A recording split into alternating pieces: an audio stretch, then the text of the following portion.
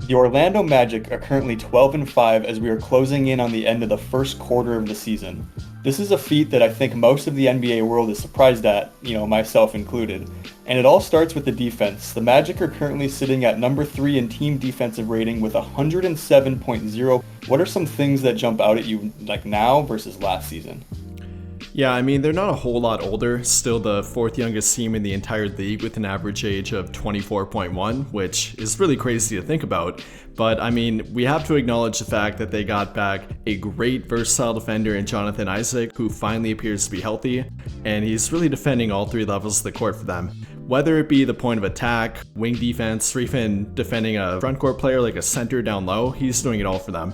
It's definitely not only him though. I think Jalen Suggs has taken another leap forward into becoming an actually elite point of attack defender. He's been great for them regardless of if Markelle Fultz has been healthy or if he's been playing with Anthony Black, who's also a really good defender despite being a rookie. And then Markelle Fultz, like I mentioned too, definitely a good defender when he's healthy as well. But it's really all over the court for them. They might not be elite, but Franz Wagner and Paolo Banchero, despite being more offensively orientated, are still very good defenders too.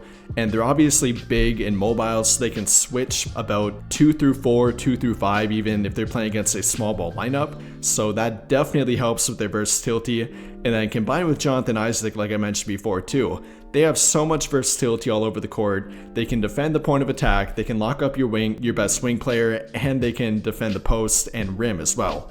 And when you have all three levels like that covered, you're going to be a good defense, and especially if you're well coached and disciplined, like I think they are already. Again, they're only about 24.1 years old on average, but they're already looking pretty darn experienced and well put together at this point. Yeah, I mean, look what they did in one of their most recent games against the Indiana Pacers, who, by the way, have the best offensive rating in the NBA by over 4 points at the time of this recording. They held Tyrese Haliburton to 12 points on very poor shooting, and more importantly and impressively, only 3 assists. He leads the league in assists at a disgusting 12.1 assists per game. So to me, just all those guys doing their part. You kind of talked about Jalen Suggs. I think that he's kind of the head of the snake almost. He just brings crazy energy in and out every single night, and it's easy to feed off that and buy into that when everyone's doing it. Another super underrated player that I kind of wanted to talk to you about is Goga Bitadze. Not sure if I butchered that, but he averages 1.6 blocks a game, and I've noticed that he's really good at altering shots around the rim, and players are having a hard time putting up quality shots when he's contesting them.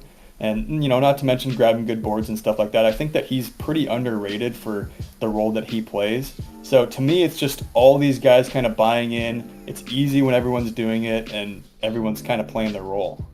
Yeah, and I really like that you mentioned Bitadze. That really doesn't get much credit at all, and I mean, they have him on a minimum contract. I think they picked him up maybe on a 10-day contract or maybe a non-guarantee towards the middle to end of last season, and he's filling in currently for Wendell Carter Jr., who is a really good defender as well. And I think he'll be back within the next couple weeks here, but regardless, Bitadze has been doing a really good job for them, and it's kind of come out of nowhere. He had a little bit of a rocky start to his career in Indiana, but he's really found a nice role, and it definitely does help that, he's got Jalen Suggs pestering guys at the point of attack, and then Jonathan Isaac kind of helping him with help defense too. But no, definitely credit to him. He's looked really good out there for them and filling in again for Wendell Carter Jr. But apart from their defense, which I would agree is like the main feat of their team, they have talent all over the court, whether it be offense, defense, playing off the ball, on the ball, and it's really a total team effort for them. One thing I really like about their team and about their offense in particular is that they don't have a single player averaging over 20 points per game at the time of this video, though they do have 6 different players averaging over 10 points per game. Paolo Banchero, Franz Wagner, Cole Anthony, Mo Wagner, Jalen Suggs, and Markelle Fultz. And along with that, they don't have anybody on their team with over a 25.7% usage rate right now. And for an example, over 30% is considered truly ball dominant, which are guys like Joel Embiid with a 35.9% usage rate, Luka Doncic with a 34.4% rate, and then Giannis with a 34.0% rate. All of them are over or nearly 10% higher than what Paolo and Franz have right now. So that really really shows you about how they're not being ball dominant, they're sharing the ball with everybody on their team, and it's helping everybody get going and finding a rhythm as well. They have two of the best off the bench players in the entire league right now in Mo Wagner and Cole Anthony. Cole Anthony is averaging about 15 points per game right now, and then Mo Wagner is averaging, I think, 12.5 points per game in under 20 minutes per game. And when you're getting that kind of production from not only your two main scoring threats in Paolo and Franz, it's hard to defend a team like that. You don't know where the scoring production or shooting in general is going to come from. You have to guard everybody on their team, and you can be attacked from everywhere on the court, and that's really hard to defend. 100%. And, you may not have any of these guys averaging 20 or more, but that doesn't mean that on any given night, we just saw it with Cole Anthony the other night, any given night, any of these, top 4 guys could easily go for 30 or more points any single given night. So just like you say, you can't defend it properly. Everyone's super efficient with it. To me, Cole Anthony, definitely a major piece of the success of this Magic team. Definitely an early candidate for 6th Man of the Year this season.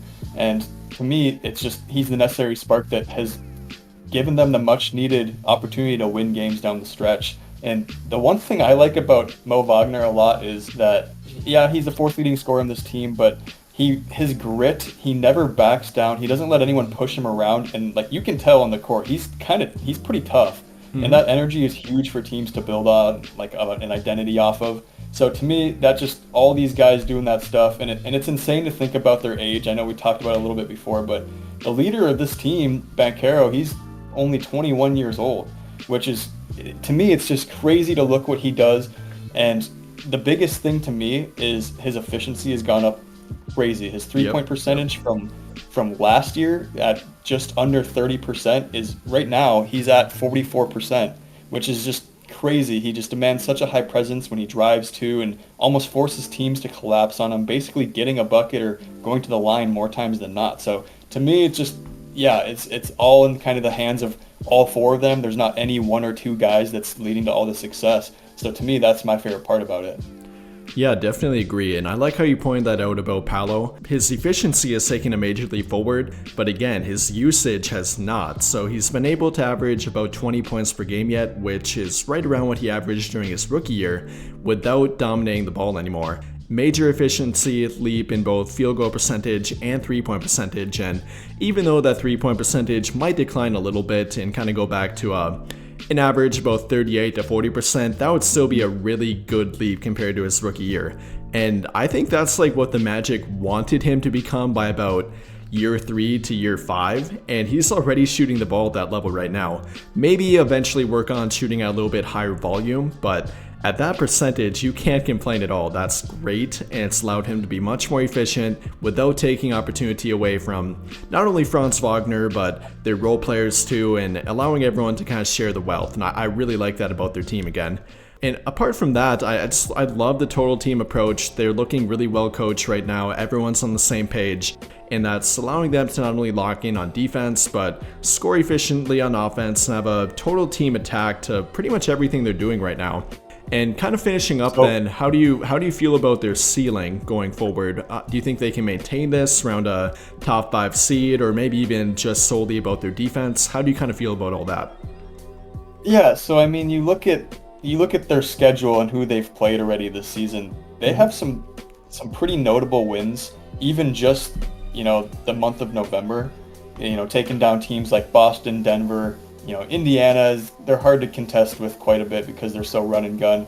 Milwaukee, and, a huge win over the Lakers, one of the best teams in the West. But no, just in my opinion, I think it's sustainable. I truly do. I think that, a lot of the teams I think about kind of lately is just, for sustainability is the Wolves, the Magic, the Rockets, kind of my top 3 I'm watching. And right now, like I said before, we're kind of closing at the end of the first quarter of the season.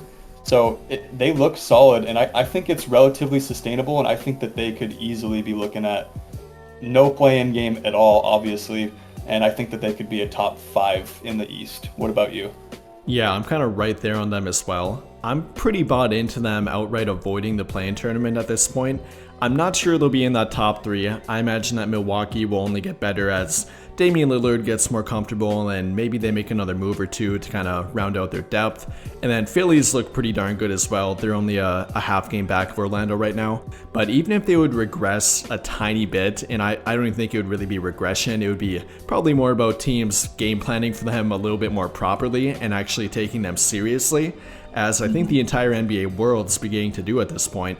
But I would put them right around probably that fifth seed if they stay healthy, and even if they deal with a little bit of injury, I think they could still be around that number 6, which would be great for them. They'd avoid the play-in tournament, they'd have really good momentum leading into the playoffs, and I definitely wouldn't want to match up with them with all the defensive talent they have on their team and how they can attack you at all 3 levels, again, how I mentioned before. And I imagine that Franz Wagner and Paolo are only going to get more comfortable. It took Paolo a little while to kind of work his way into this season. Maybe he was a little bit slow coming off the FIBA World Cup, but again, he's obviously shooting the ball a lot better now, and I think Franz Wagner will eventually find his touch a little bit more too. Not that he's shooting poorly, but from 3 a little bit, he's only around 30% right now, and again, they're obviously the leaders of the team, but they get a complete team effort from everybody, and that's probably my favorite part about them, other than, I guess, if you point out their defense.